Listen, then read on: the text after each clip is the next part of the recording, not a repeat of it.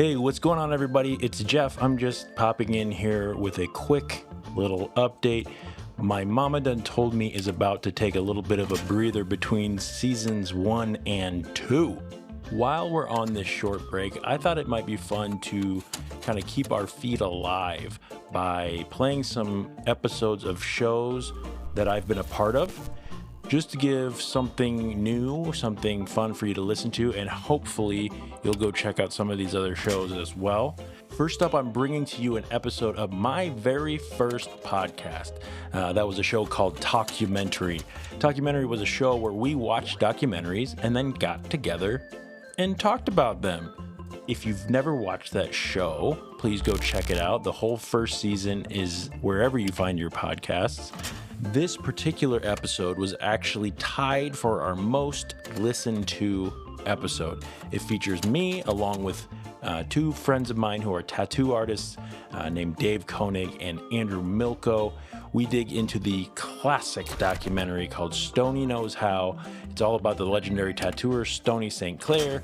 It's a fun conversation. It's got a lot of stories. It's got a lot of history about tattooing, but mostly it's just me hanging out with a couple of my buds. I think you're going to enjoy it. I know I really enjoyed it, and I hope you do too. All right, that's enough from me. Enjoy this episode of Talkumentary, and don't worry, my mama done told me we'll be back real soon. Enjoy, everyone.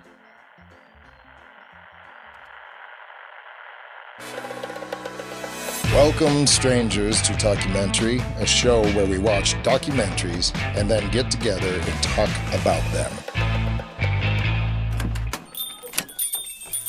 Welcome to the podcast shop, boys. What can I do for you?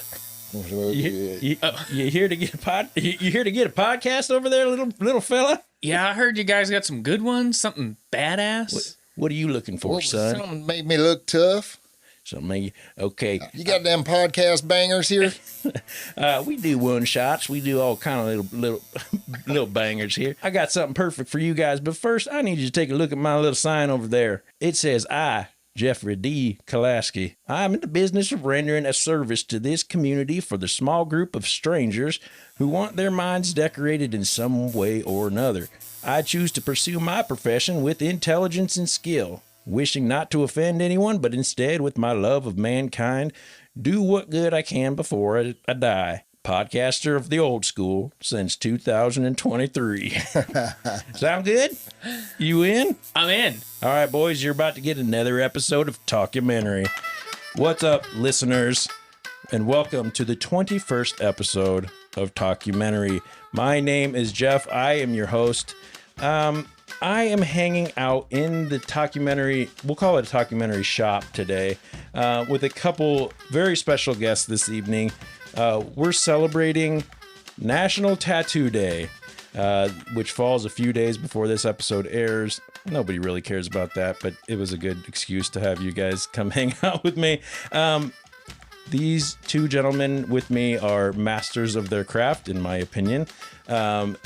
And I think a lot of people's opinion. You guys, I feel your humbleness coming out already. I think a lot of people would agree with me. The gold standard of what it is to be a good dude. I appreciate you guys. Listeners, you've met one of them before on episode number 8 when we covered the wonderful documentary called The Sleepless Unrest. It's my redemption arc here. Right. This time he's here in the studio in person, which is amazing. A tattooer out of Rhode Island that can put color in the skin, that is bright enough to see from space. And you get real weird with them, which I appreciate.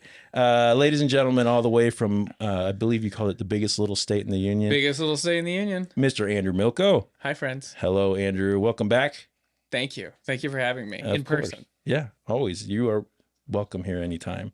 And then our second guest, an Omaha local boy with worldwide clout in the realm of tattooing. He tattoos out of 10th Sanctum Tattoo and has a style and a mustache that can't be touched. His tattoos and paintings have swept the globe because of his completely unique, strong yet elegant style. Thank you. Bold but detailed designs. A very good guy and one hell of a whistler, I must say. Friends, allow me to introduce you to Mr. Dave Koenig. Hey, thank you so much for having me. I appreciate you. Yeah, thanks, guys. How are you guys doing?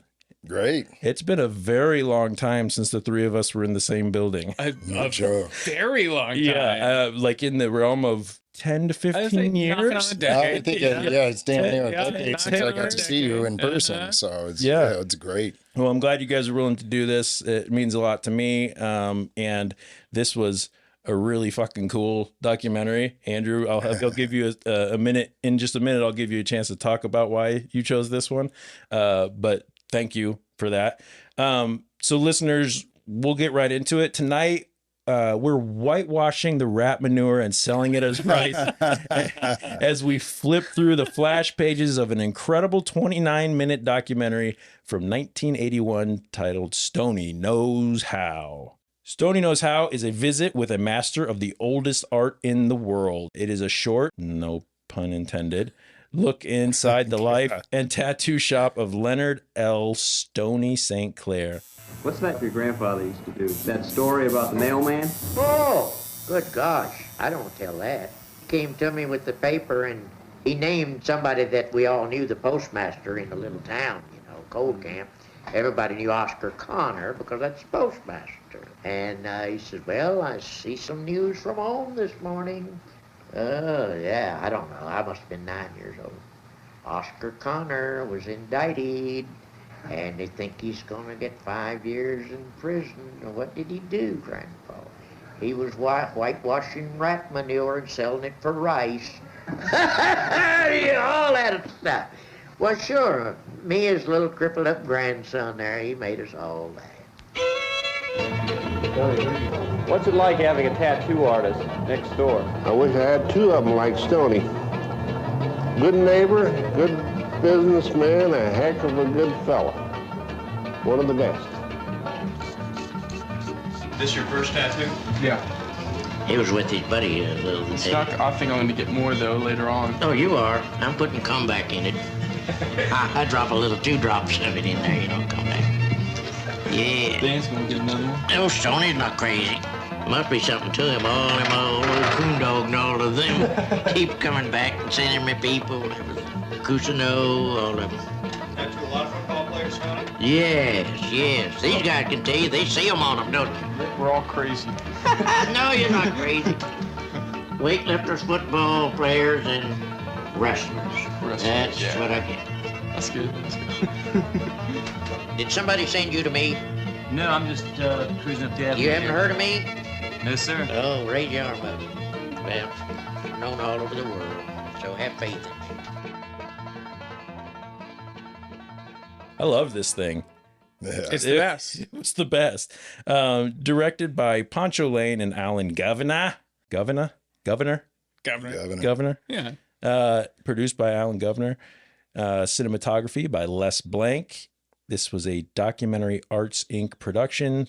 I streamed this on Canopy. I think you can find it on YouTube. We'll have a link with all that in the show notes. Let's get into it. This is a spoiler alert, but go listen, watch this in 30 minutes. You'll have it done. Oh, yeah. That was one of my favorite parts of this documentary. We've covered, this is episode, what did I say, 21? And they're all like at almost 2 hours long, an hour and a half to 2 hours long. So watching this one, when it was done, I'm like, oh, I still have my evening. Right. This is nice. Let's talk about, Andrew, why we chose to watch Stoney Knows How. I could say that I wanted to find a documentary because of National Tattoo Day. I could say that since I'm fairly heavily tattooed, that it just seemed on brand for what we're doing here. The truth is, I wanted an excuse to have you guys here, so I said, let's do one on tattooing and have two of my friends here. There is a bunch of tattoo documentaries out there, but I reached out to Andrew, who is a professional in this field, and I said, what do you want to cover? And you said, it would be hard for me not to say Stoney Knows How. Tell me why this is the one you thought would be the right one for our show. There are so many tattoo documentaries now, and there's a lot of that kind of like early ones where they'd show them on like TLC or something. Yep. And they're a little bit like, oh, look at these weird tattoo stuff. And then, as tattooing kind of becomes more mainstream. You get some really slick, really nice produced ones. Yep. But there's something about this that is, it's like pure tattooing. It's just like, it's everything I love about tattooing. It's 30 minutes long. It's about a guy from a completely different era. Yeah. But the feeling of tattooing when you watch it is you're like, oh yeah, tattoo shops are magical. Like this is, and I think there's something too about like, it's a documentary, and like, you know, Dave was saying earlier, like it's a tattooer, it's a documentary, but it's also like, it's a documentary about a folk artist, about a craftsman. Right. And so there's no slick production. There's nothing like, you know, the music in the background was incredible. Yeah. The little bluegrass banjo and whatnot. But you don't, like you said, that the production value is what today would be considered not good. Right. But that's part of what made it so good. That's what gives it that antiquity that you appreciate. Absolutely. You know? Yeah. And it looks like, you know, you're watching something that you would watch on PBS about, like, you know, this could be a guy who made brilliant chairs by hand, or somebody who painted in a barn by themselves. Like,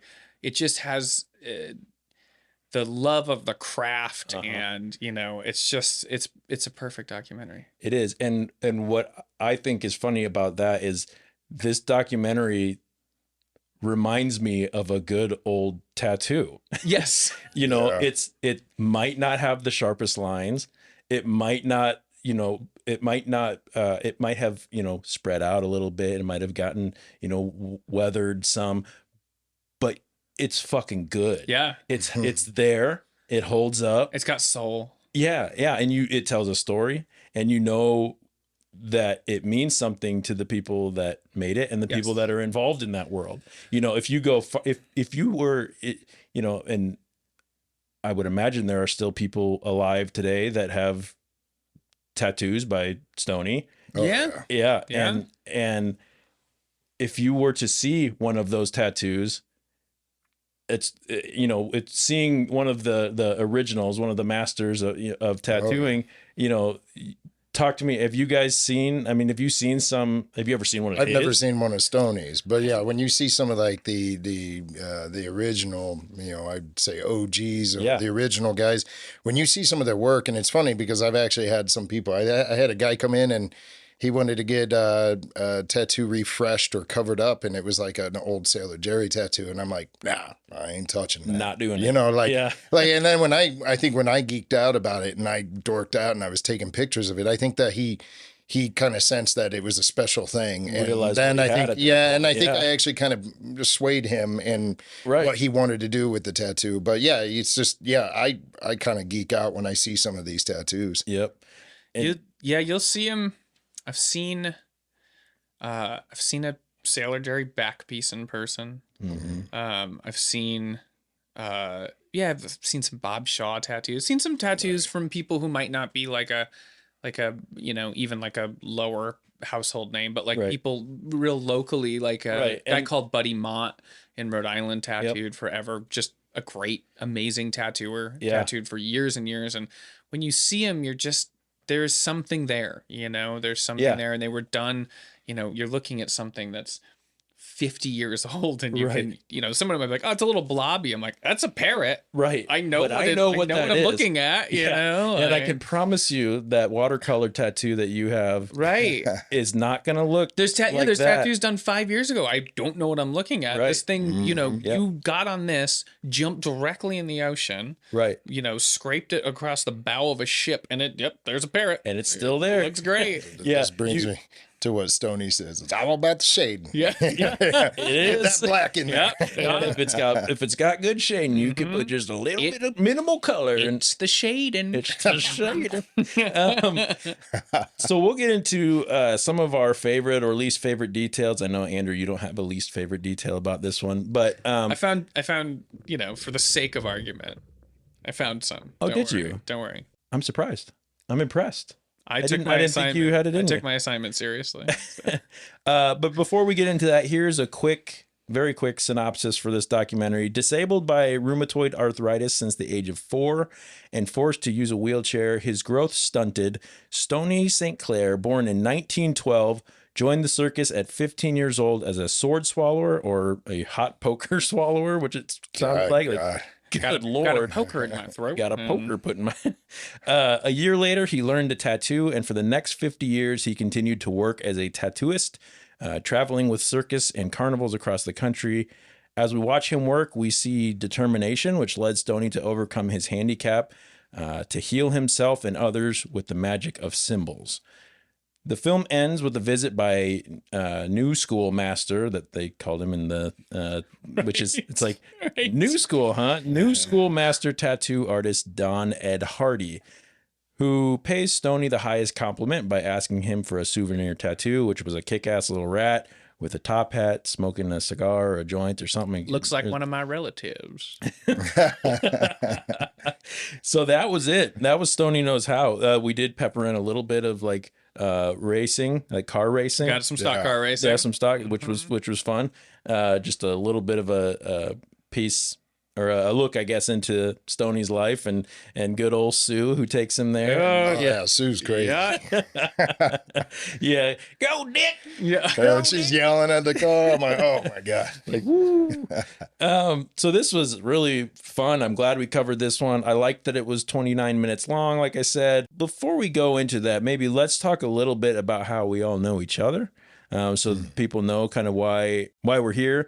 I know this is an audio medium. Maybe we'll get a picture before we leave and we'll post this up. But if you can't hear it in our voices, we all have some tattoos, a tattoo or two. Couple few. Yeah. Just one. Yeah, just one anymore, right? These guys I gave them the wrong address to my house, so they were driving around my neighborhood, scaring my neighbors with, the same neighbor, some kid playing basketball. Gonna have to send that kid a fruit basket or something. I'll go give him like a card to the podcast and be like, hey, in a few weeks, listen to this because you'll know why these scary gentlemen were in my no.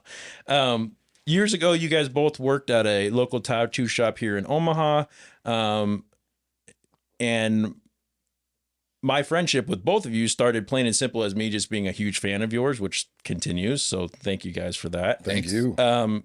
I would come into the shop and, feeling like the little kid who, had no tattoos and like, come on, I want to be part of the cool kids club. And, so the work first, but then the way you both conduct yourself as tattooers. And we're going to go into compliment mode here for a second. I have to tell you both that I really, really appreciate how you conduct yourself in a shop. Thank you. Thank you, it is and I know you understand this because you both came up in that world too. And I like how Stoney, I really appreciated when we watched this, how he was welcoming to people when they came into the shop, even in the early 80s and late 70s and, and before, when did he start? In the 60s? Oh, no. Let's see. 30s, maybe? 30s. Stoney, Holy I shit. Okay. I thought it was like 1928 or something. Yeah, okay. Well, that makes sense.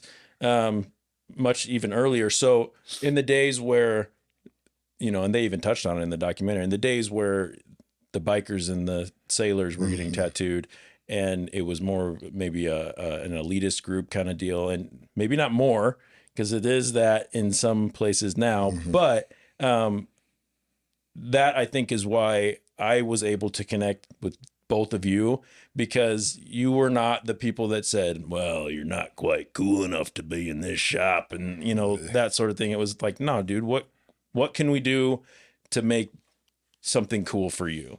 And I really appreciate that about you guys. So thank you for being that face in the tattooing world, because there's not enough of that. It's very appreciated. Of course. But it's also, when I think it's interesting when you're watching Stoney, the idea that tattooing has always been, there's always been that light there somewhere. Yeah. And so somebody like Stoney, you come in, you get a tattoo, you get treated like a person.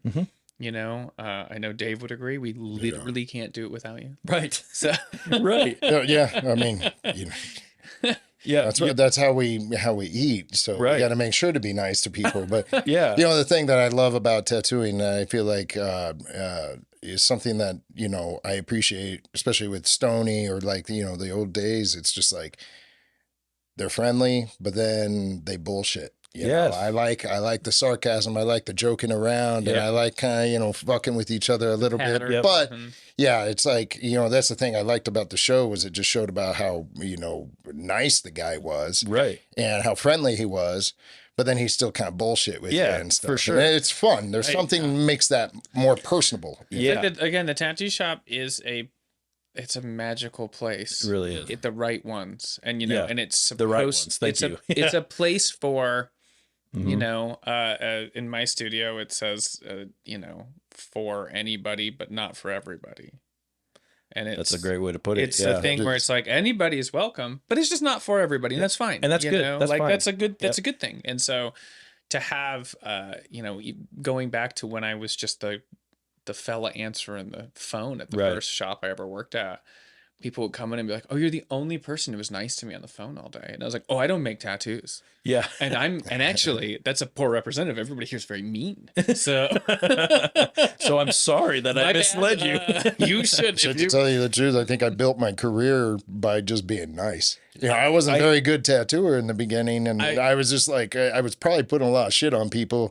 But the thing about it, though, is like I was nice, so they keep coming back. Yeah. And then that gave me the practice. And then they come back to get that cover up from the tattoo that you did. Yeah. Well, you would know. I say I got busy before I got good. Yes. But again, I could too. Then when I worked in nice shops, I still was the most approachable person, you know, and then like you kind of get good enough that you can work at shops where you do have a nice clientele. You do have people who are coming in. And and both of you have spoken to me about how, grateful you are for the clients that you've built up, and especially the repeat clients and things. And you do kind of have the luxury at that point to sort of pick and choose. But I've seen both of you, even at your current, let's just say, level of tattooing and skill level and practice and longevity in tattooing, that even the person that comes in for their first tattoo, you're not going, you don't know what you're getting yourself into, you're not worth my time. No, you're still able to say, to the timid little girl that comes in, like, no, this is going to be fun. I'm going to take care of you. Oh, yeah. I'm not here to be scary. I'm not here to make you feel like you don't belong here. Like, I don't necessarily need your $200 for a tattoo, but I do because, I'll take it. But I'll take it.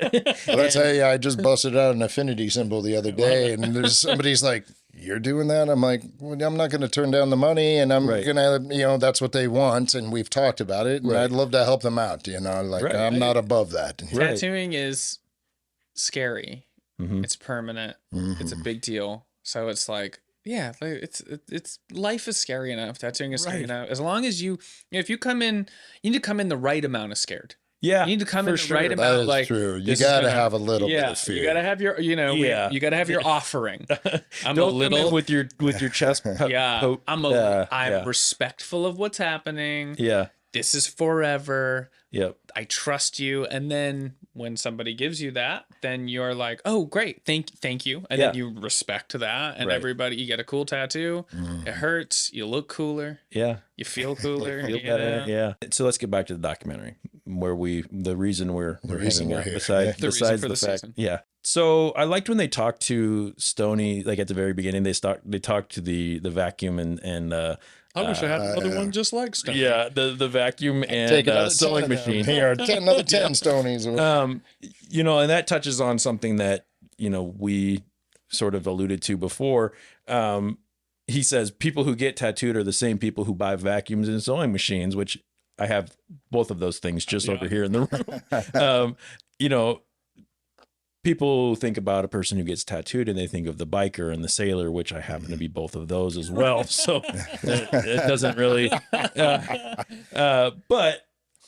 that's, not the only people who get tattooed. Do you guys feel like in tattooing, there is still a stigma about people getting tattooed with as saturated as the not to use saturation as a, you know, as a term, but tattooing, but as excuse me, as saturated as tattooing is now. There's a shop on every corner, you know, and most of those have a decent tattooer in them, you know, some of them do anyway. A lot of them do. Do you think there's still a stigma around people who are tattooed or people who get tattooed, or has that pretty much gone away in your opinion? I kind of feel like, for a while there, I thought it was gone. You know, I felt like it wasn't there. And then, of course, every once in a while you get the person who gives you the stink eye or whatever. And, you know, I look at it as a filter system. It's like, oh, cool. And they don't like me. That's one, you know, I don't have to talk to them, you know, but, I used to think, I was like, nah, I don't, you know, nowadays there's so many tattooers and you know, it's like, and so many people heavily tattooed that I was like, I don't see that stigma anymore. But we just had like right next to the shop, there's like a cider bar or something. And the amount of people that accidentally walk into the tattoo parlor thinking that it's the cider bar. Then I'm seeing it now because I'm getting people and they walk in and there's almost like a look of fear. And then they're looking like, you know, and it's like when they see us all sitting there or somebody half naked, we're tattooing or whatever. And, you know, there is this weird stigma and some of the reactions, you know, I'm not too particular to, but it's just like, it's funny because then I'm seeing it and I'm like going, wow, there is still a little stigma there, you know? It is. I think that's exactly it. Like, I think before it used to be any tattoo was scary or any tattoo was trashy or any tattoo was a bad idea. And now it's, people have tattoos. It's less. Right. But people aren't covered in tattoos. And people, even the person that thinks, oh, you know, my friend, my niece, my aunt has a tattoo. They're not that bad. But then suddenly, you're inside of the tattoo shop and you're going, oh, it's like happening right now. Oh, no, I wasn't. I was looking for cider. Oh my God. You know, I was looking for hard cider. I'm above a sewing shop, a very awesome sewing shop, which is awesome. Big fans of them. And, you know, I walk out to go to the car sometimes and I will, you know, oh, pardon me, you know, kind of walking out and a lot of the people are like, oh, hey, but every now and then, you know, a great tattooer, Clem, was just out visiting and he laughed. He goes, oh, in this town, we have tattoos. Because he's in Santa Cruz where he's like, oh, nobody looks at me. I don't even have my face tattooed here, you know, but just in Little Wickford, Rhode Island, he's like, nobody's like necessarily, you know, nobody was clutching their purse tight. But suddenly you're like, oh, right. We have tattoos. And so you go to sit down and somebody's like, and I don't think it's the same thing if somebody, again, I don't think somebody's like dialed 9-1 and is like hovering over the other one with their hands but shaking. I just think they're like, oh shit, that's too many tattoos. Like that's a lot. That again, you made a mistake, son. Again, or even just the thing where you're like, you know, you go to the beach. Somebody's like, I got a half sleeve. That's a lot of tattoos. And then they're like, no, that's a bridge too far. That's something else. You know? I do like the stigma or the difference when I'm at the gym and I see all the young guys that got, you know, tattoos on their faces or, you know, barely anything on their arms and they're all acting tough, you know. And then as soon as I walk into the steam room, it's that's what heavily tattooed is, you know, and then it's different because then they all look and it's just like, oh, shit. Well, you can get your face tattooed in an afternoon. I know. To get your entire torso tattooed. You're talking about years. That's something else. If you're doing it right. In my opinion. That's right. Like if you've got your body you know, and this is way off topic, but we'll do it because that's what we're here for.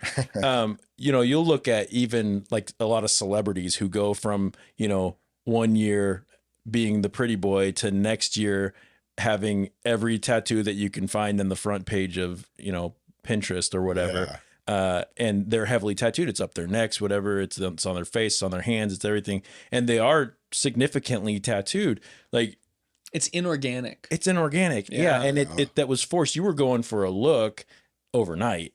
Right. You know, that wasn't, you know, there's no collection there, you know. And it's not like it's also not like they, you know, flew out and got like a proper like bodysuit from one, you know, it's just it's inorganic. Yep. And I would say, so to talk about that stigma of tattooers or the tattoos and people with tattoos, I do tend to feel like there is a little bit of a stigma. Maybe it's just within the people who have tattoos, but a good bunch of tattoos versus a clearly trashy set of tattoos, you know, there's a difference there too, where, you know, if the three of, not to talk us up, but if the three of us are walking down, you know, downtown Omaha or something like that versus, and no offense to all my Council Bluffs friends, but the Council Bluffs style tattoo, you guys know what I mean. There is a difference in that. Well, I still think there's just something about, and I think that's a cool part about tattooing. Yeah. Like, it's implaceable. Yeah. There's somebody in some small town right now with the coolest collection of tattoos you'll ever see. Yeah. There's somebody walking down New York City right now with a bunch of inauthentic garbage. Yeah. And it's just like, that's kind of, you know, sometimes you're at the post office and you look over and you don't know the person, but you just both have a lot of tattoos. Yeah. And you both have enough good tattoos. Because, you know, you should have a couple bad ones. Yeah. And you look at each other in that way where you're like, all right. Yeah. I see. Maybe not even gonna like hang out and talk or anything. No, We're like, no. okay, yeah, I see we're both out here doing mundane chores. You have to admit that I do get a little salty when it comes to like when I got the guy working behind a counter at Subway or something, and he's got his neck tattoo, or what even makes me even more mad is if I'm walking past a kiosk in the mall and some kid's got tattoo of lettering above on his face and nothing on his arms, and then they stop and look at you and kind of do the nod. Give it a head nod. And I'm like, I feel bad. I think I've actually embarrassed my wife because I've actually looked at them and been like, no, we're not even on the same level. No. Same. Yeah. If I had a squirt bottle, I'd squirt him in the face. No. And that's the thing. Sometimes somebody gives me a look in public and they're looking at me and they're looking at face tattoo, no arm tattoo. Yeah. And they're like, you people are the same. And I'm like, we are not. We are not the same. Let's have we both made an incredible amount of bad decisions? Sure. Yeah. But there's, you know. Yeah, I agree with everything you guys are saying. To get back on track. Back to Stoney.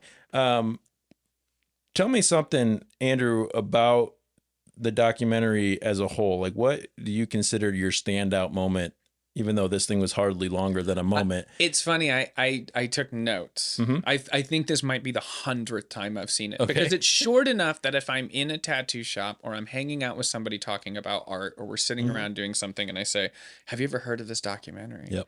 And then I'm that person making you watch a YouTube video while I watch you, you know, but it's waiting for your response. Right. It's 30 minutes long, you know, and it is the type of thing that if a tattooer or somebody who considers themselves a tattoo, I don't know, enthusiast? Yeah.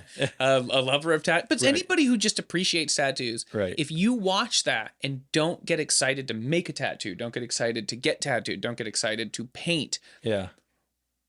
What are you doing? Right. You know, and it's not like me sitting down with like, you know, a high school girlfriend and being like, if you don't like this same movie I like, I don't know. Like it might be out the door. Right. It's not that. It's not like you have to like Goodfellas. I mean, you should, but but it's like if you can watch that, you may never watch it again. Right. You might not be in the 100-timer club like myself. Right. But you should watch it and go, man, art's cool. Right. Man, folk is cool. I think that kind of displays the difference of like somebody who actually loves tattooing and then somebody who's maybe getting into tattooing for all the wrong reasons. Correct. You know, Absolutely. I can see that. Yeah, because there's so many people these days, I think that they try to jump into the tattoo game and they do not know any of the original gangsters of tattooing, or you know, they just haven't done their history because it's all about, you know, I think it's like they think they're rock stars without instruments or something, and it's not like that. So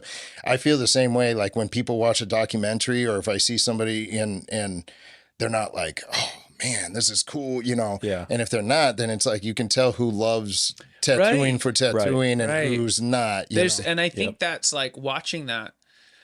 I was taking notes and I realized I was like, oh, I'm just writing down every part. I'm just like transcribing. Stoney. But you know, like you watch yeah, the interaction he has with Ed Hardy. Yeah. That's so amazing because Hardy at that point he's already Hardy. Like they didn't catch a young. No. He's already like an amazing artist. He's already him. That's why he's traveled there, you know, like he knew to go seek out Jerry. He knew to go seek out these Japanese tattooers. He knew to go seek out these black and gray tattooers. So I'm sure he was like, wow, this guy's still alive. He's still tattooing. I can just go. Right. I can just go to Columbus and see it. Right. So he goes out there. Stoney's stoked he's there, but Stoney doesn't know who Hardy is, you know? And so he's getting this tattoo, and it's two people who love art hanging out. They're talking about tattoos. They respect each other. Yep.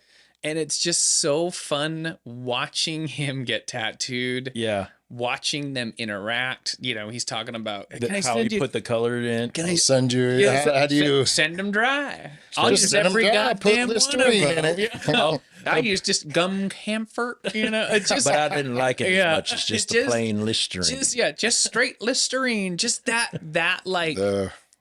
thing that happens when you know, like two people who make art, two people tattooers.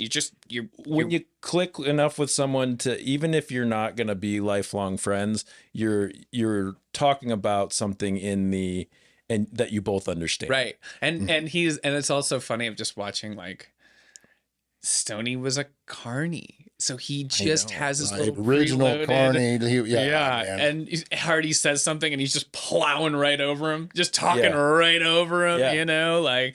And Hardy's like just stoked, and it's just someone who's not bowing at my feet, too. Right. You know, it's so interesting watching that, and same thing. Like when, I probably watched that the first time, I don't know, 20 years ago. Yeah. And I'm watching it now and just being like, this is still giddy. So cool. Yeah. Yeah. You know, and watching him, if you watch him put that rat on Hardy, he's looking at a piece of flash. You mean freehanding it backwards? Well, I was just gonna say he did it backwards. He didn't even. Yeah, he just freehand the thing tattoo, and he was looking at it backwards. You know, and I was just like, man, that's awesome. It's interesting because like, I mean, that machine sounds like it's gonna come apart. It sounds like he's gonna tattoo through Hardy. Yeah. Because even that Hardy said something. Well, if it sounds good and feels good, I guess it's all right. And you hear it just bang. Yeah. One of my absolute favorite parts. Ooh, Stoney, you got a light touch. It's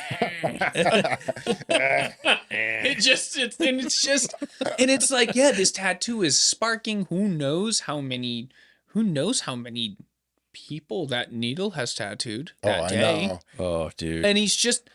It's a good tattoo. I'd wear it. I mean, maybe I'd love it for it to be like a new tattoo, new tattoo needle. That's just new tattoo needles. You know? Yeah, so a couple new things. And that leads me to something I wanted to talk about was the no gloves, the lack of gloves, probably the reusing of needles. Or the can of Raid right behind you. Right. There's like a can of Raid. You know he's spraying for bugs as he's doing the tattoos. So I get tattooed at respectable shops, both of yours included. And I've had a couple heaters where it gets infected. Yeah. It heals rough. It's an open wound. And was the amount of infection in that time of tattooing, was it the same? Was it different? I mean, because I'm watching a guy with no gloves, as you were just saying, probably reusing needles. And and not probably doing the same. I mean, you guys have, you'll clean the area. It takes you longer sometimes to set up your tattoo station than it does to do the little infinity symbol tattoo. But was it the same? Was it different? It was not as crazy as people think. I mean, first of all, this is pre-AIDS epidemic. Okay. Which changed so many things. Yeah. You know, it's also, I mean, gloves are good. Gloves protect me more than you. Okay, fair enough. You know, Yep. People would clean their needles in a way Okay. You know, some people would clean their places in a way. Yeah. So it's like, I mean, I'm a germaphobe. I know, you know, blood's super gross. Yep. Germs are gross. Touching humans. It's a weird job to have. Dave's like, no, I like to have guys' butts in my face rolling around on the mats. Hey, you know, takes all kinds. Dave's a martial arts guy, so he's used to that. I mean, but it's like, it's simultaneously like, boy, we've really come a long way. Yeah. But also, I think tattooing was done in unfamiliar places. No, tattooing was done in places where amongst people who were living lives that were Similar. dangerous, or they were in marginalized communities, or they were in risk-taking communities.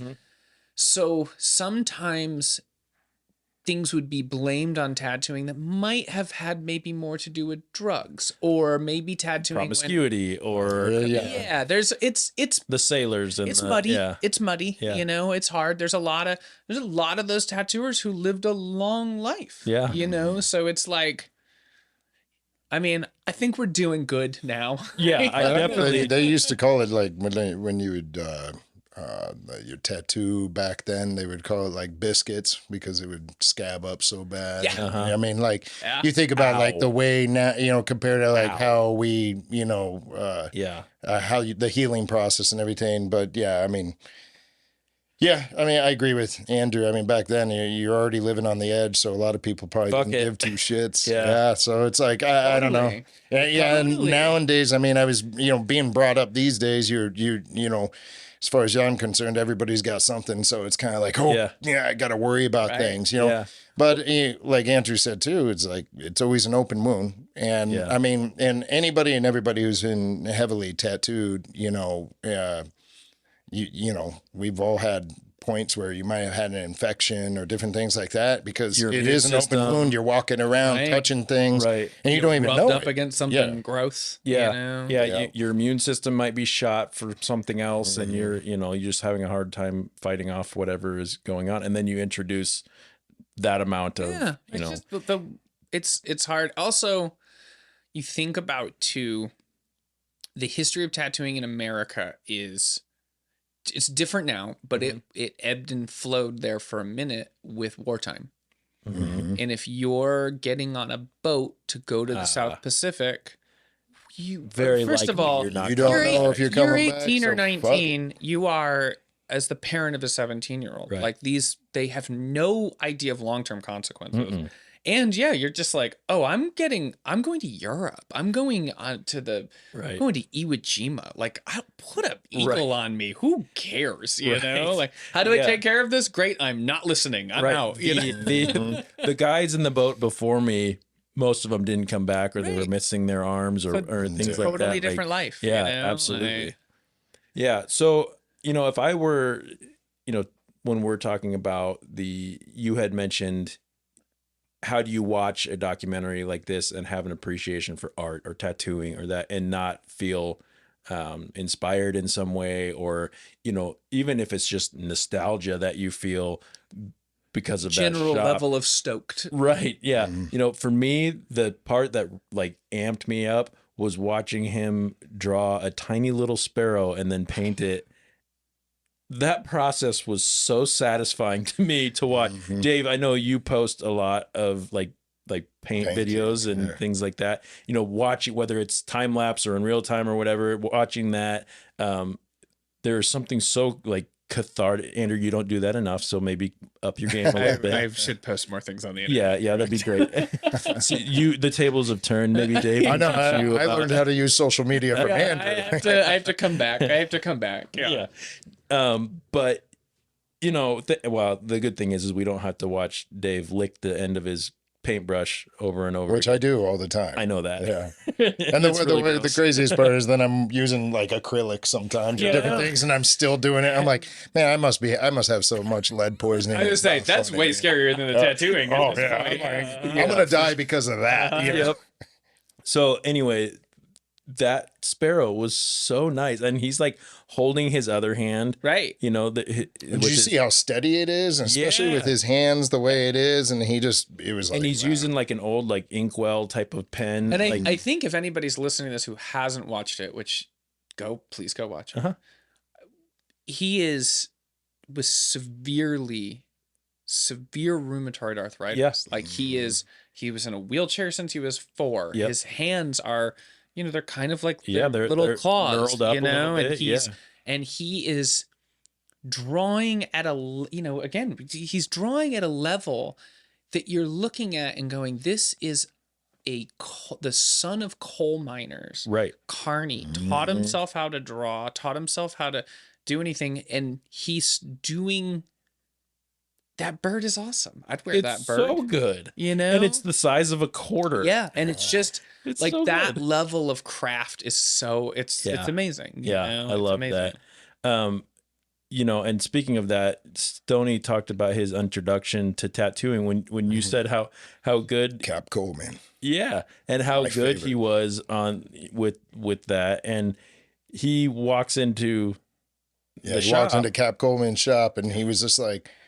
And he was like, what does he say? He's like, I'm thinking in my head, I can draw a better eagle than that, Exactly. So I get a piece of paper. Excuse me, do you have a piece of paper? I'm going to try to show you up. This is like one of the like fathers of American tattooing, and he's just like, give me a piece of paper, I'll draw an eagle for you. Yeah. And he did it, and he's just continued to learn from there.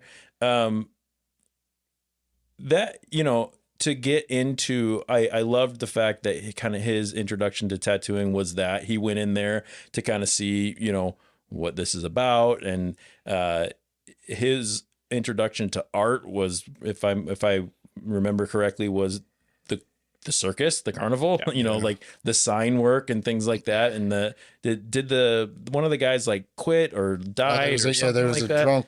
The tattooer in the circus there was a drunk. Put me up there and they say, don't you try anything crazy.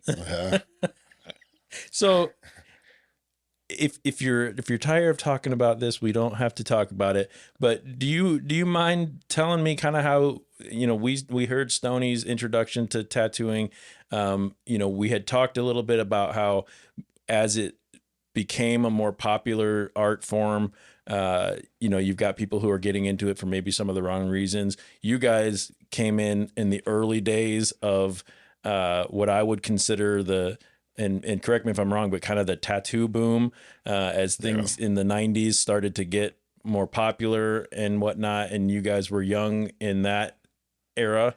And so as it went, you guys were already established, which good for you. It was good timing. But do you mind talking about like how you like your introduction to tattooing? And I like the time that I came up into it. Sometimes I wish it would have been earlier, but I like it because I got into it. 2001 is when I started tattooing, but it seemed like there was still a rough and tumble vibe about tattooing. But then it was kind of also the introduction to a lot of like. Graffiti artists and artists getting into it going, it was like where the two worlds collide, where it's like, it's less rough and tumble and you got more of an art sense. But then I liked the fact that I got to experience that stuff in the get-go. Right. It was a real game changer, but yeah, I remember getting into it. And back then I was, like tattooing always interested me, but I started in kind of the wrong way. Like it was like I wasn't into it. I liked the idea of tattooing, but I wasn't like I want to get into it because I love tattooing as a craft. Because when I grew up, it was predominantly when I thought of tattooing, I thought of bikers and so. When I got into it, of course, having kind of a graffiti background, I was like, I want to do all the new school stuff. And the shop that I got into when I started, everybody in the shop was kind of doing that too. Everybody wanted to do this new school stuff. And I remember they were like, we're artists, do this. And then I think we all kind of experienced at the same time, probably about 5-6 years down the road after, I started, we started seeing like, how these tattoos were aging, and it was just like, oh shit, and that was the good thing because and I remember like I probably had 5 to almost 10 years of bad tattoos in some sense, and then I started realizing like I have to learn the rules before I can break the rules. Yeah. And so then it was like, I remember kind of going, okay, then it's like rewind, learn your history, learn why a traditional tattoo is a good tattoo, or why a Japanese tattoo is a good tattoo. These people have been doing it for so long the right way. And, and then it just kind of developed. Yeah. Then you can start developing your own styles and your own things based on the age old traditional things that we kind of understand work for the longevity of a tattoo. Well, and then you learn to have the appreciation for it. Know? And the thing is, back then, that's when I kind of, because when I started, it wasn't like, I mean, we didn't have internet at the shop or anything. So anybody who came in with Flash or bootleg Flash, it was like, buy up as much as you can. Yeah. You were holding on to dear life to whatever magazines you had with a few good tattoos in it, which now I'm thinking about, and they weren't that good at tattoos. Right. Yeah, you'd buy one tattoo magazine, there'd be 3 tattoos in it. You'd be like, oh, these 3 tattoos was worth. Oh yeah, it's just 50 pages of nothing. And nowadays everything's at everyone's fingertips. So I think the valuable thing that people should do is learn their history. Get back and see why tattooing is, and then because that's what happened to me. I think it took about 10 years almost before I started falling in love with tattoos and tattooing and where it came from. And honestly, to tell the truth, Andrew at my 10-year anniversary for tattooing, he put a lady head on my leg with 10-point antlers on it. And it's just like, Andrew, I have to give you a lot of credit, because I started, with your influence, I started learning a lot more about the history, and then I developed a whole new appreciation, and it was kind of like a rebirth of tattooing. I mean, I hate it when people ask me like, how long you been tattooing, and it's just like, I'm like, well, can I give since, you, 22 years, but I'd like to say only maybe about 9. I don't necessarily want to go back and revisit the tattoos I did when I first started tattooing, but I've been technically doing it for a lot long. And how long have I been tattooing well? Yeah.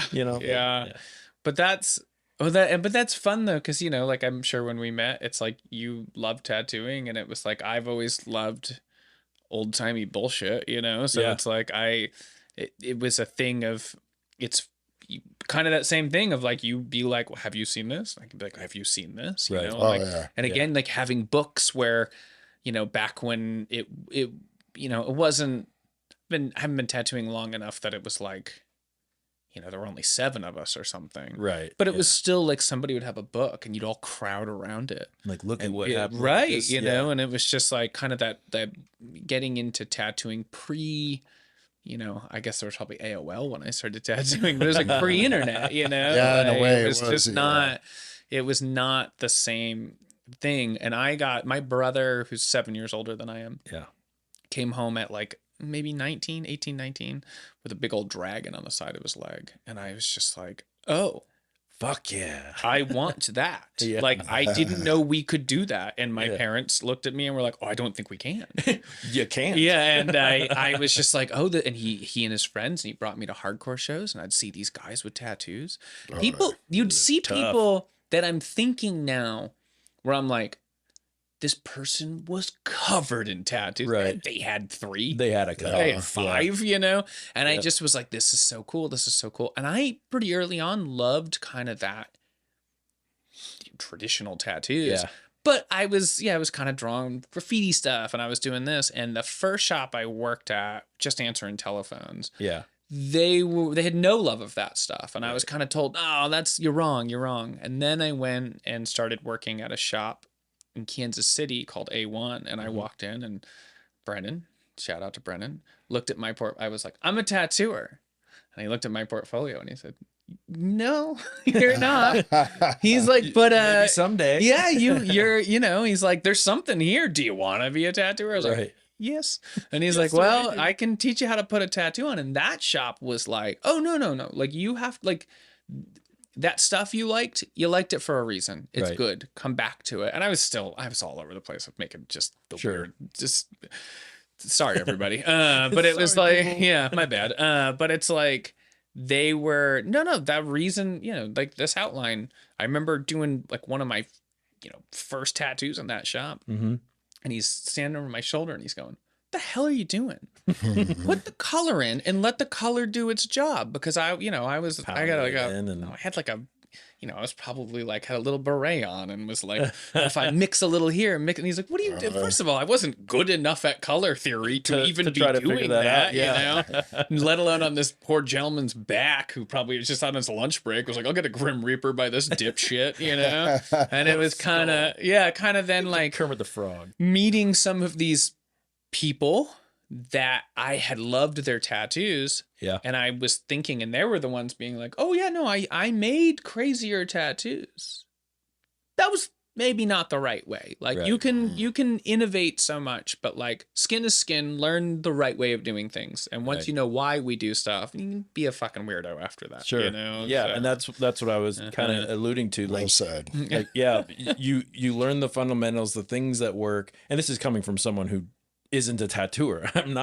That's not my art.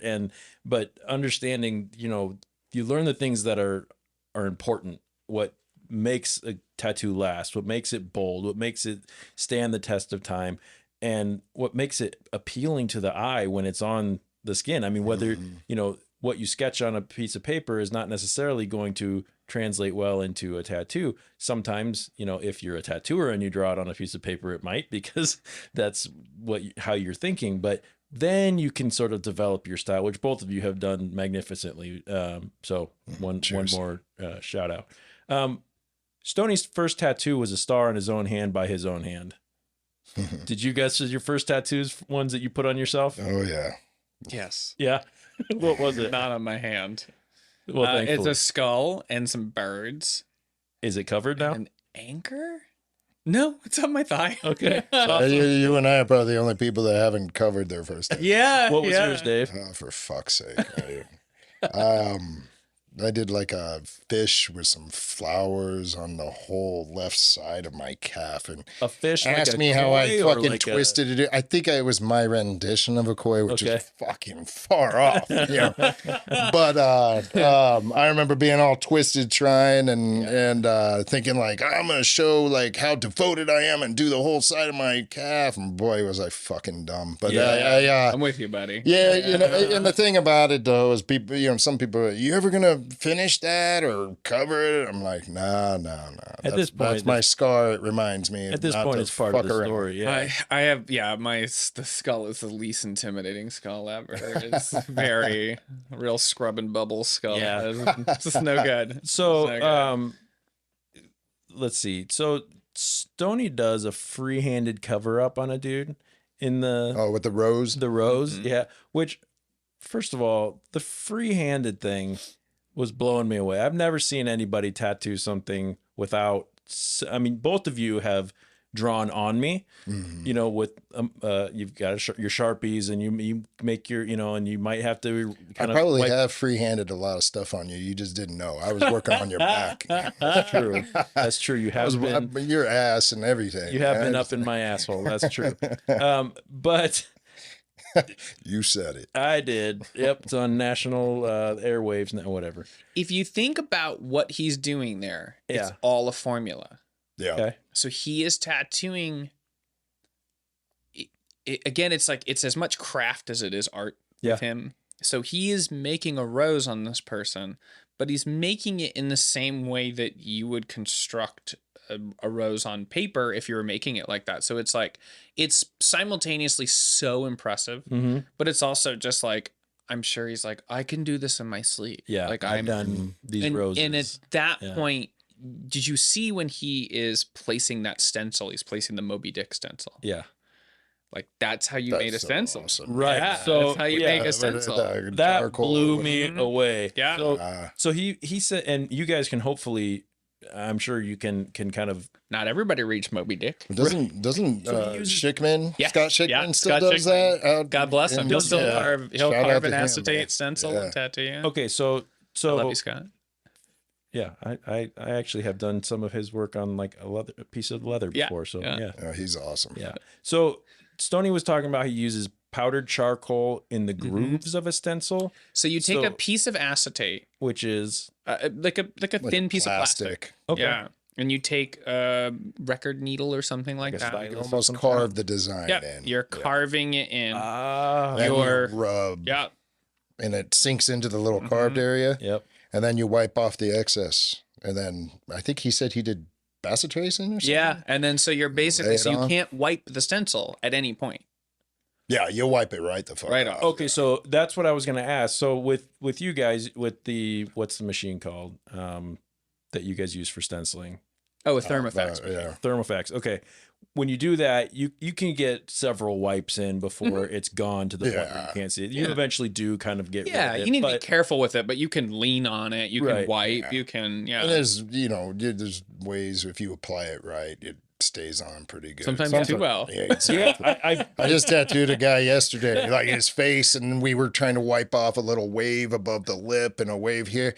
And it was like, I finished and I was like, I'm sorry, that stencil's, it's like still there. And I'm I apparently put that on awesome. Yeah.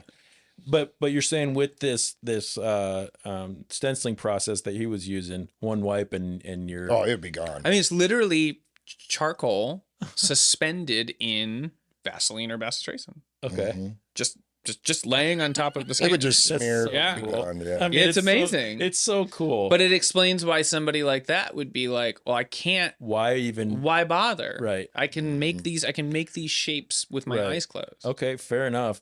Have you ever done like a naked skin, no stencil tattoo on someone or on yourself or anything? I have. Yeah, I've definitely added stuff or like kind of. You add to designs or whatever. Probably nothing. I probably haven't gone like. I'm gonna put a Kermit the Frog on. I think I had one guy request. He's like, do like a dragon head or whatever, and I was like, freehand, nothing, no marker, nothing. He's like, yeah, and I was just like, man, your risk. I'll do it. I just want to see if I can do it, And actually, it turned out much cooler than I think he deserved. I was like, fuck, I did it, man. That was really cool. Damn it. Why couldn't I draw it like that on paper? Yeah, no lessons were learned by anybody. Thank God. Because that could have went south real bad. Yeah, that's cool. It's got to be a little bit, not just for the client, but for the tattooer. Got to be a little bit nerve wracking. Well, again, I think like you're thinking where he is, like that rose is going. If he carves it, if he stencils it, if he does it, doesn't matter. It's going to look exactly the same. Those are it's muscle memory. Sure, If you watch Stoney too, he follows. What was it? I think it was like SB or something, the initials. But he follows the line of the B with the rose petal. I mean, you could. That's done another it thing thousands too. of times. So he was just like, I can do this. The only name you ought to get on yourself is. And if you hear any of us when it comes to cover-ups, and people are like, I want a cover-up. You like flowers? the most diverse thing. If it's not I can bend those petals any way they go. You've both done cover-up. My first tattoo that I got from Andrew Milko was a cover-up on my shin of a really poorly done, blown out, like shield and whatnot. And you put an eagle and skull over it, which still looks with flowers, nice. With flowers, and feathers. Feathers are a good hard thing. to beat. Yeah, you kind of got all the hits on that one. Yeah, and Dave did a huge cover up for me of a really shitty design that some asshole put on me. Some guy. Guy. No.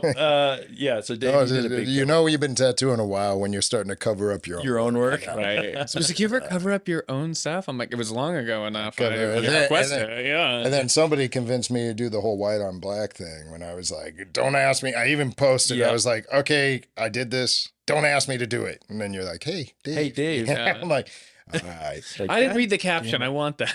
I did. I did read the caption. Oh, he did. Even in his text message, he's like, I know, but will you? I'm like, well, I'll do it. It's okay to say no, but please don't say no, because I love this tattoo. I think both of you have also put a whole lot of comeback into the tattoos. I put a two drops of comeback in there. Okay, definite. Known the world over. Yeah. Have faith. I loved Stoney's like bedside manner, like those little quips and things that he said. You'll be back. I put some comeback into your tattoo. You'll come back. Can't guarantee it. Past 10 days past your keep your it out burial. from keep it out on the from freight train. My favorite was when he talked about the keep it out from under a freight train. That's the best way to describe a like tattoo aftercare. Like I can't guarantee keep it out from under freight train. 10 days past your dad. Yeah. Keep it out from underneath freight trains. Yep. And the only safe name to put on you is Mom. Yeah. Yeah. I thought that was really great. If you tattoo around, I mean, God, I'm sure Dave has heard all of mine.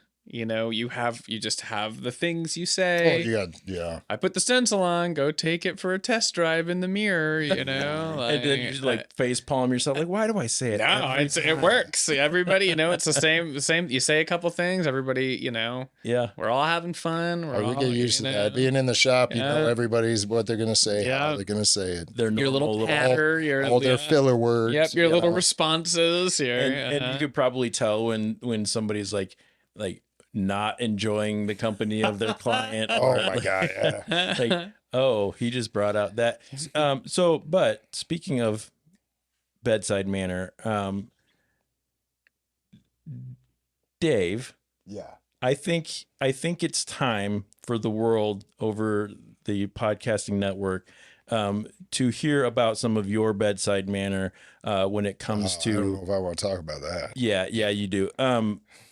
The only bedside manner I got from Dave was a nice, cool whistle into my my butthole. So the funny thing is anytime the guys at the shop can bring that up, they will. You know. Yeah, it comes up every time I walk into your shop, pretty much. Time to put that story on the airwaves. You're welcome. So just real quick, so Dave did a back piece. Back bodysuit, however you want to cut, from my neck to the back of my knees, including all the spaces in between. I am a gentleman, so I do not shave my own self when I go see these guys. I let them do it because if I'm paying you money, I'm paying you for the experience. And the experience that I want is another man shaving every part of me. Well, right? And it didn't help that you got the most hairy, burly ass I've ever seen. Right. I mean, I can't believe the hair that's growing out of the thing. You put 2 ponytails in that? No, I'm just joking. Yeah, I do. I've braided it. Yeah. But so as one would, you know, Dave, he's shaving my butt cheeks. Okay. Perks of the job. Yep. And to try to make it a little less awkward, Dave has the brilliant idea that he needs to start to whistle to take away some of the awkwardness. What? All right. Okay. I'm getting you set up, you know. Yeah. I've got you standing there and I'm in the pleasant position of having to be like pretty much down on my knees behind you. Yep. Looking at my nuts. You know, and I mean, what kind of small talk do you make with another man as you're shaving his ass? You know, and so like, you know, I'm soaping you up, you know, slowly. And then, you know, and then I had to go through like I don't know, like 26 razors with, you know. Yeah, well, and the thing is I just remember thinking like, I'm like, right, small talk, you know. I mean, make small talk when you're doing it. It's not the first butt I've had a tattoo. So I was just like, I remember asking you like, how was your New Year's and this and that and that, you know, how's the family, blah, blah, blah. And then after a while, you know, you expire in conversation. Right. And so I was just like, I didn't think about it. And then I just was like, I just started whistling as I'm like, you know, as I'm shaving his wet behind, the old gluteus maximus. Yeah. And then you go from there, I guess. Yeah. I tell him, I said, Dave, man, you got to stop whistling. You're blowing right into my butt. And that was the eruption from Jay and Tobias and all. Well, I was wondering why you kept scooting closer to me. I was like, why is he getting so close? I think too, there's that thing where it's like, I mean, all jokes aside, it really is just like another day at the office. Right. Yeah, so really somebody's like, yeah, I mean, when I was getting my back, like I'm sitting there with my, you know, my chones pressed to the front of me and people are just, and I'm like, oh, suddenly the hunter has become the hunted. Right. And, Ed and Clem are talking about like what they're going to have for lunch because it's just normal. You're just so used to it. Yeah. Like, never have I until been... somebody tells you you're whistling. Right. And you're just like, okay, you just brought this. You to made a it new weird, level. Jeff. Good job. I'm like leaning on I'm like, tattooing somebody's ribs. I'm like slung over them, half singing along to a song I only know like 3 words to. And I was tattooing a homie not too long ago. I'm tattooing his stomach, and I don't even realize my hand's like on his cock, like as I'm tattooing. And I'm like, why does he look so fucking nervous? And I was like, oh, okay, sorry about that, dude. Don't stop. Anyway, no sexual harassment here, buddy. Believe me. Yeah. So thanks for that, Dave. I appreciate that. It was a good time. Yeah, it was. You're gonna have to put pictures up on the internet of that one. Of you? On your OnlyFans. Yeah. Oh, my OnlyFans. Yeah. Let's see. A question was asked to Stoney during this. Do you feel like when you're tattooing that you're helping people somehow? He responded saying that he's providing something that someone's craving. So that's a help, but it depends on what design the person is getting. He talks about how pointless he feels it is for someone to get a banner that tells the world that they're into something stupid. He was talking about swastikas. A lot of people and leaves and things. A lot like of that. people like to have fun with pot. I myself had fun with alcohol. But you don't need a tattoo that says I am a drunkard. Right. I am high as a kite. Who needs to watch the show? He just like rehearsed the whole thing, and you are so good at the voice, man. We were all talking how hard it would be. I'm like, man, we've all been doing it, but you're spot fucking on. So comes from the heart. Well delivered. So have you guys had people that have asked for questionable symbols and things? Yeah, I mean, oh yeah. Especially especially in the beginning. Yeah.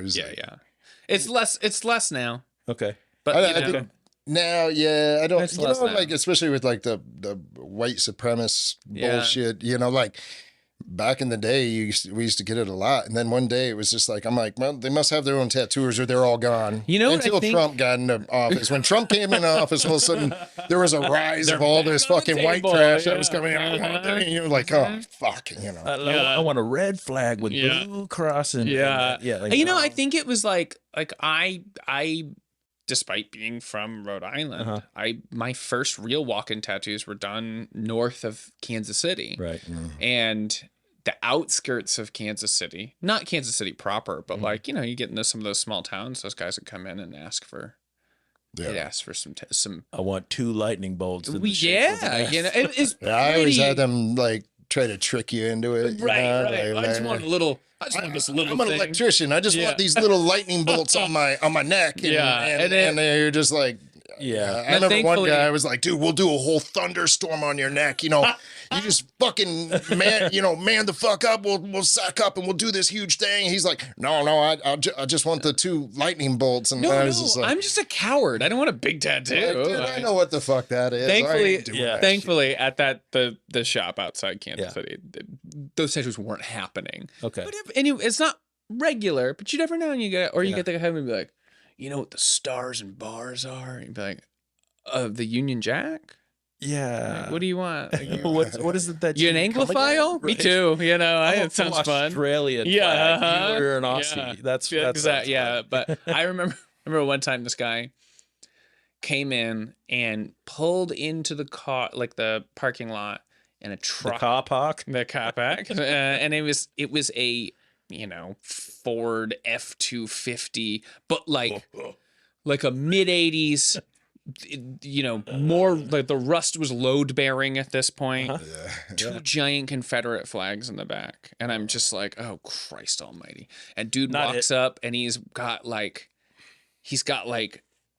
his tank top on and a denim jacket with like the fleece line. And he's got like that look where like the work boots are untied. And he's just like hair slicked back. I mean, he looks like a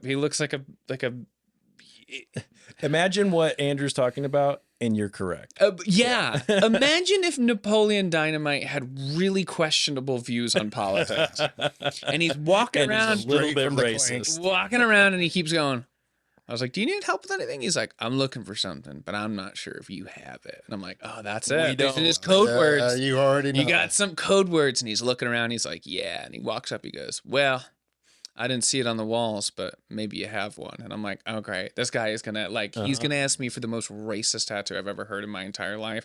Is there going to be an altercation? Right. And he looks at me and he goes, you know what a Pegasus is? And I was like, awesome. it was like 30, there's like a half second where I'm like, wait, are Pegasuses racist? Right. And then I was like, What am like I a missing? flying horse? He's like, yep. And I was like, You're in the right place, yeah, buddy. I know what those are. He's like, I got a good one on my wall. If I bring it in, can you do it? And I told everybody this story. And they, you know, I like a joke here and there. So I think they assumed I was being hyperbolic. And then I came in after my day off and they're like, your buddy came back. I tattooed a giant Pegasus on him. Oh, that's awesome. And I was like, oh, okay. All right. That turned out way better than it should have. Every now and then. So, and maybe while he was sitting there, he thought, maybe I should take those flags off the truck and chuck a couple flying horses on the back. Yeah. I hope so, man. That'd be fucking awesome. Yeah. I loved that Stoney mentioned maybe someday someone will see my grave and say he didn't butcher it up. How do you guys feel about that as far as like, are you guys looking to leave? Like, I think it said, he says it perfectly. yeah, I mean, it doesn't get much better than that, right? Says it Like, perfectly. I did it right Yeah. by in the eyes of, you know, the people that cared about it, and I didn't fuck it up too bad. Yeah. And, you know, hopefully, you know, obviously I know you guys well enough to know that, you know, a big part of why you do what you do is because it's a job and you need to feed your families and things like that. But there are plenty of things in the world that you could have done to feed your families. So there is a love, a passion for art, whether it's tattooing or painting or creativity in some other ways. So I know that the answer to, is this just a job for you, to you is no, it's not just a job. But besides cornbread and black eyed peas, I mean, that is what keeps me going. What keeps you guys going in this world? I mean, I know I've had conversations with both of you about how it's a more difficult world in some ways for tattooing, and to make it make a decent living in that in a lot of ways. What keeps you wanting to do this?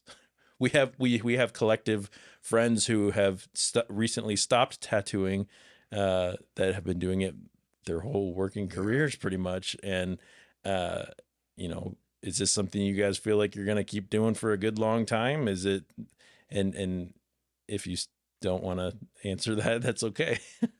If money wasn't an object and it was like, I didn't need it, I think I'd still every day be painting and tattooing, you know, at least 3 days a week, you know, tattooing, just because, I don't know, it's in me, you know, and I don't think, you know, I'd still do it, you know, and, you know, I lose time without wasting time, you know, and if you get me tattooing or you get me painting or drawing, I mean, I look at the clock, hours have went by, and apparently that means I love it. And so that's what I should do for a living. So, you know, I feel bad for anybody who has long ass days because they're doing what they don't love for a living.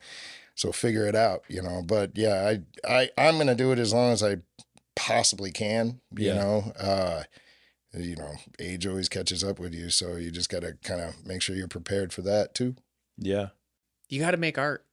Yeah. Mm-hmm. You got to make something. Even if you don't, create. You just got to do something. And I had a minute there where I was wondering what my relationship was to tattooing and the world and all of these things. And it, you know, watching stuff like Stoney or tattooing people like you, Jeff, where you're like, oh, this is the thing. There are parts of tattooing I feel no connection to anymore. There are parts of the world.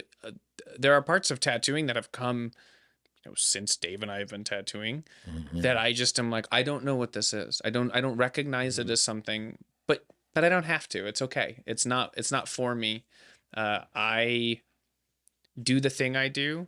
People seem to like doing it.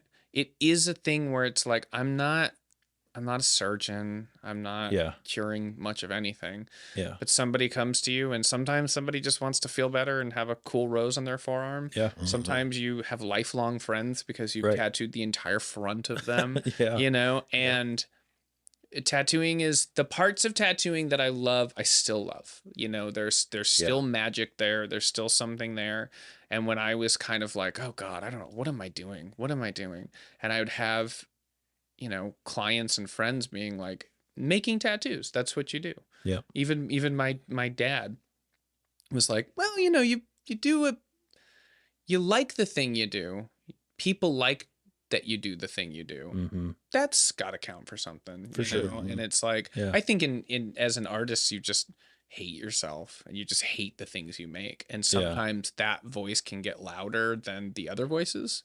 Yeah. But at the same time, like, yeah, I don't know. I love stuff. I like being outside. I like hanging out with my family. But there is no other option than to create art. And the fact that I can make tattoos for people is amazing. And the fact that people want to get tattooed. And the fact that people want... There's just something about somebody going, you know, you can have a tiger on your arm. Right. And somebody is like, Andrew, I want the tiger from you. Yeah. Awesome. Great. That's great. Let's do that. You know, it's amazing that people could have tigers on their arms. Don't. I mean, I don't think I have a tiger tattoo, but I love it. But you know, like you can have, I don't know. We only get, you got one body. They're fine. You know, put some stuff on it. Yeah. Yeah. Rarely do you walk into a person's house without something on their walls, right? Right. Like, well, and if you do, I'm questioning their sanity, honestly. And, you know, so I clearly I agree with that. Right. One of the things that I get asked a lot, as just someone who has tattoos is, you know, do all of your tattoos mean something? Is there, you know, and the answer is besides just thinking it's cool as shit and I liked the design and I liked the person who put it on me. No. Right. I do think, you know, which is why I really enjoyed when Ed Hardy was in Stoney's shop and he's like, I really liked the rat and how that looked and the flash piece, you know, it didn't have like, this represents my mom. And I have those tattoos. I do think it's important. And it is a very impactful way to remind yourself of things in your life. Sure. And, you know, and it's a permanence and it does, in my opinion, it can mean a lot, but how do you guys feel about that? I think if you would notice, most of the time people in the beginning get stuff they feel like that has to have some sort of meaning.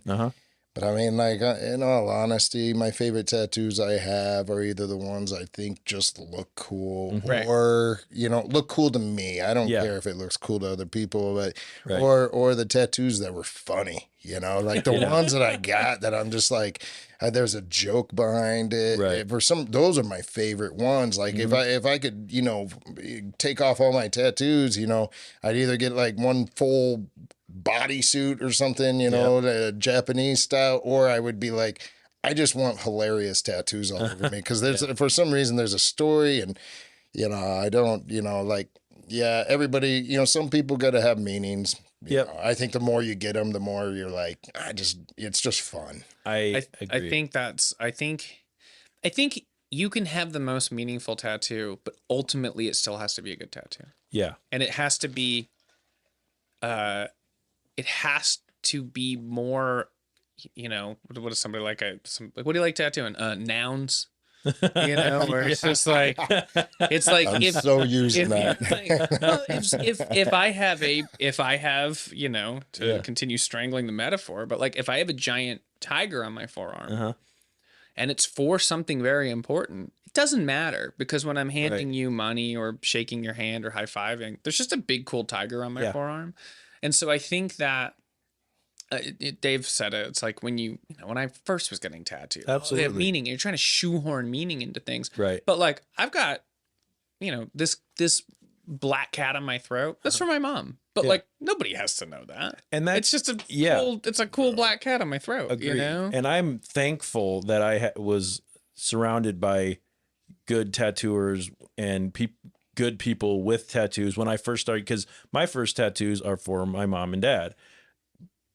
But you would never know that it's a fox and a knight, right? You wouldn't know that. So but I definitely had the meaning behind them, you know, and but there is also something very you know, the having someone's name on you or something, like you've got your lady wife right there on your neck. I know. Right? But I'm like, you probably shouldn't get people's names tattooed on you. And they're like, what's that on your throat? I'm like, don't worry about me. Don't ask me. This isn't about me. Yeah.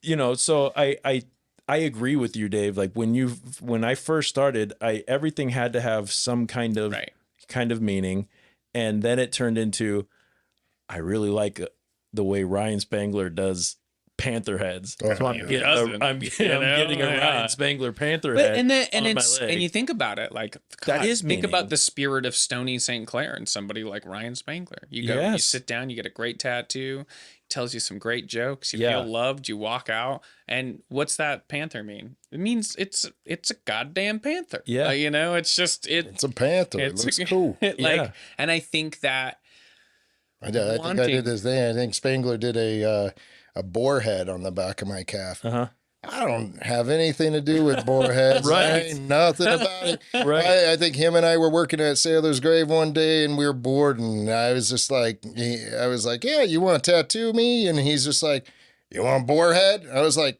fuck yeah. Yes, I do. Fucking do it, man. I had a dream I was getting a gorilla head tattooed on me, and I went in for my birthday and had Spangler put a gorilla head with a wrench in its mouth, because it was in my dream. Gorilla head. And people sometimes will be like, what does that gorilla head mean with the wrench in its mouth? I'm like, I think we were at Sailor's Grave. You put a monkey head with a knife in its mouth, wearing a little derby or something. It sure did, yeah. And that's what you do. It's fun. Yeah.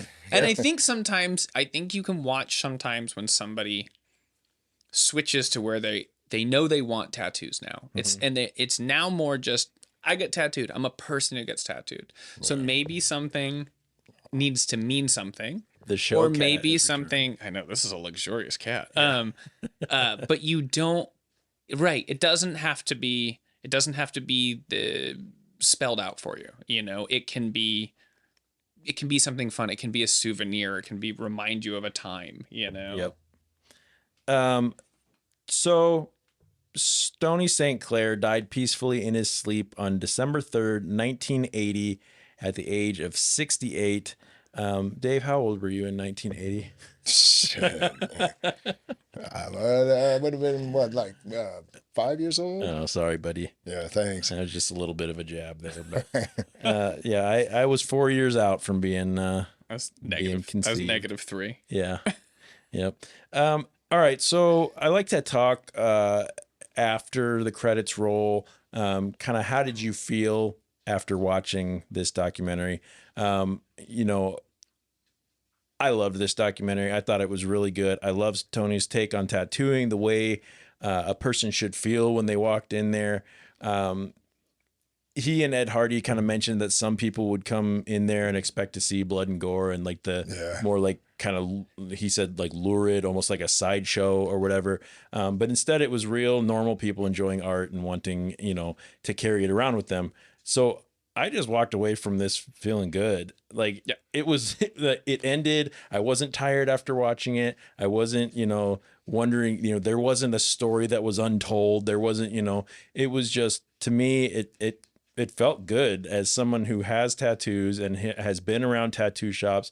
You know, his is the type of shop, you know, when I walk into 10th Sanctum, or when I walked into your studio, or when I walk into like Scrimshaw, you know, that sort of, hi, like, how can I make your day better? Yeah. You know, that's the feeling that you want. So that's kind of how I walked away from this documentary. It was like I just got a 29-minute tattoo that looks really cool. You know, how about you guys? What was your feeling after it was? I think I love it. I loved every bit of it. You know, I even loved the girl yelling at the cars. You know, like it was great. Yeah. You know, I love the nostalgia of it. I love, you know, I mean, that dude being a sword swallower to a sword swallower and a carny all the way to becoming a tattooer, you know. And but I mean, I think one of the things that I admired most about Stoney was like when he was talking about people asking him about his handicap and is your handicap getting away? He's like, oh, hell no, man. I've been dealing with this since I don't worry about that. He's like, I'm just too determined, you know, or I mean, you know, I don't know. There's something about it. It's like it gives me that much more respect for the guy. Absolutely. You know? And so, yeah, anytime I hear any, you know, tattooers whining about how bad they got or whatever now, it's like, fuck off, man. Here, you know, let me send you a link to that. Yeah, like they should watch that. But I mean, you know, there's an admiration about it that I just, you know, I was like, man, that's so awesome, man, you know. It really, like, I was watching it, I was going, I get to make tattoos today. Oh, that's fun. I get to go, you know. I get to go do that. I get to go, you know, I'm in town making some tattoos. Yeah. Went to Liquid Courage, sat next to a friend. Yeah. Made some birds. Yeah. Did you make a tiny little sparrow? Back. They were banana kits. Banana kits? Never even heard of that. Yeah, there's a tiny Caribbean tanager. But tell me more. Yeah, they enjoy sugar. Okay. They're small and yellow and black. But Sounds yeah, cool. you watch it, and I went, you know, like if you're watching something, if I'm watching a Formula One race, I'm enjoying myself. I'm not a race car driver. No. I'm entertained, but I don't really want to drive a race car. You know. When I'm watching Stoney, I'm going, oh, I do that thing that he does. Yeah. And in as Stoney would want it, I'm doing it with the intention, and it's like I am continuing that. Yeah. I know my place in the timeline. You know, like I'm trying to look forward, but I'm also looking back, and I'm trying to make nice timeless tattoos and make people's days better and make people's arms better, and doing that and just watching that. Afterwards you feel good, you know? Absolutely. You definitely feel better than watching a bunch of people not get Pretend haunted to be scared in a haunted house. In a haunted house. You know, watching that Stoney documentary makes me just like, it just makes you feel true when you're tattooing. It makes me. It's like, and then when I paint, I watch that David Smith, the Ludlow and Blunt. He's a sign painter and glass. Of course. Yeah. I watch. I literally will put that on while I'm painting, and it just puts me in the mode to paint. Yeah. And I literally could be at the shop and put on Stoney, and it would just make me want to tattoo. You know, it's just like, there's certain things. You know, that's cool. You know, and talking about like a well-made documentary, the kind of home movie raw feel just added to the fun of this one. You know, old footage, vintage looking video, like I said, added to the aesthetic. This is exactly what it should have been. I will say that the opening credits were probably the best opening credits I've ever seen in a documentary, because they're just flash pages that says Stoney Knows How. Yeah, you know, they're so good. You know, and the best looking like pinups and things like that. It was incredible, and it looked like that was a legit flash page that somebody drew. Yeah. It's probably sitting on someone's wall right now, hopefully, and still being enjoyed. So that's kind of our time, guys. But we need to get to the ratings. So every show we rate our documentary with a quote unquote official documentary rating. Each crew member scores the documentary on a scale of 1 to 10 items, with 1 being as bad as whitewashed rat manure and 10 being as good as Stoney St. Clair's outlook on life. The item we use for scoring changes, and this week, why don't you tell us, Andrew, what we chose for our rating item? Well, we chose a Columbus rat. The Columbus rat. They don't got rats like that in San Francisco. Nope, only in Columbus. Was Stoney in Columbus? Columbus, Ohio. Okay. Oh, yeah. Yep. I meant to ask that throughout, and I'm sure it said it in the documentary, but I must have missed that. So Columbus rats is our rating item. Andrew, let's start with you. How many Columbus rats? I think anybody listening would know it's 10.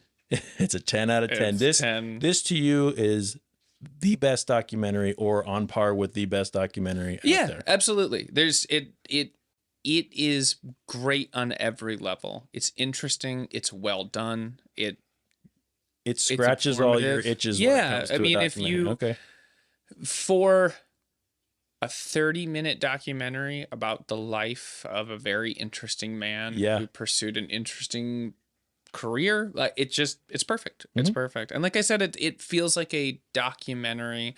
Doesn't feel like a beer ad. It doesn't feel like there's not like cool guitar cutting in and out. Quite the opposite. You know, banjo cutting in and out. Very cool banjo. Yeah, and it's great. It's a 10. Awesome. Thanks, man.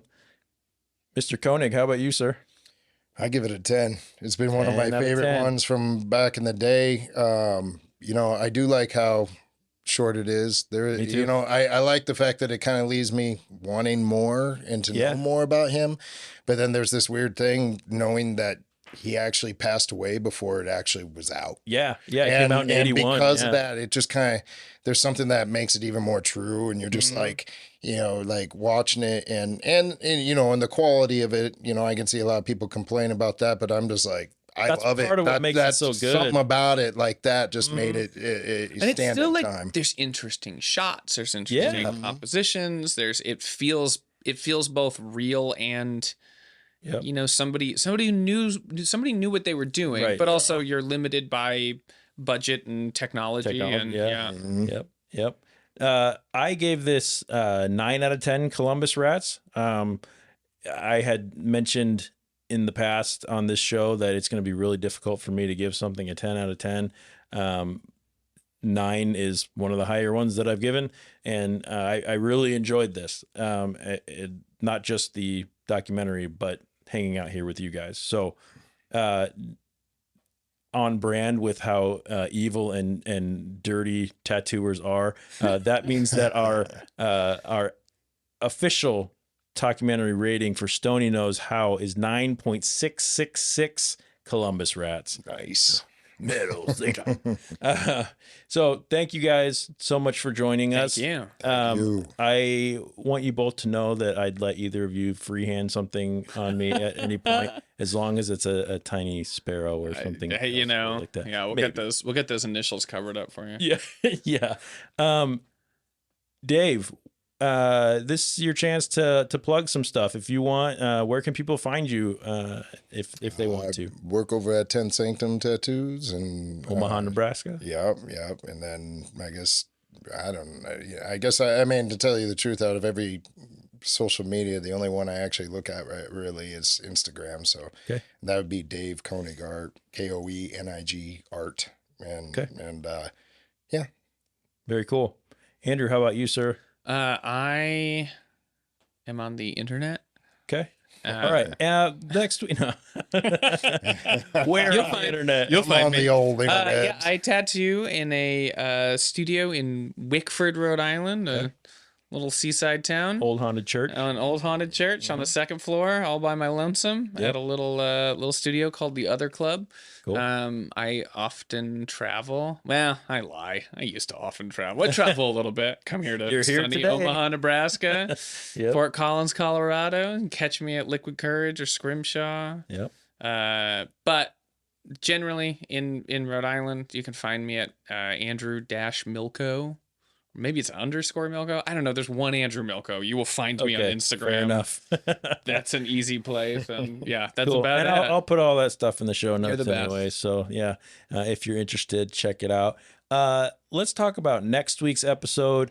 Next week, our crew will be going on an environmental mission to the Midway Atolls to uncover the truth about the Great Pacific Garbage Patch. That is depressing. So it's a very different feel from today. Oh, we got the good one. Yeah. In a 2013 documentary titled Plastic Paradise, we'll discuss the insane consumption of disposable plastics and the damage these plastics have on our health and our environment. So that's gonna be fun. Have you guys ever seen that or heard of it? I have not. I've heard of the Garbage Patch. Yeah, but it's disgusting. I've actually already watched this one, and it's real gross. Yeah. Everyone, please go out, check out that documentary, Plastic Paradise, before next week's episode. It can be streamed on Netflix. So join us as we attempt to make the world a little bit cleaner, one documentary at a time. You can go out and rate and review our podcast on your favorite podcast streaming service and let us know what you think of our show. If you want to connect to our crew, look for @Talkumentary Podcast on Instagram and Facebook and YouTube, or you can email us at info.talkumentary@gmail.com. On behalf of Andrew Milko, Dave Koenig, Bird, the beautiful Bird who's sitting over there quietly enjoying the show, DJ who's in the post-production booth, and the entire Talkumentary family, I'm your host, Jeff Kolaski, and I want to thank you all for listening. I hope you keep your minds open and be kind to each other. Goodbye. Bye. Bye. Bye. Bye.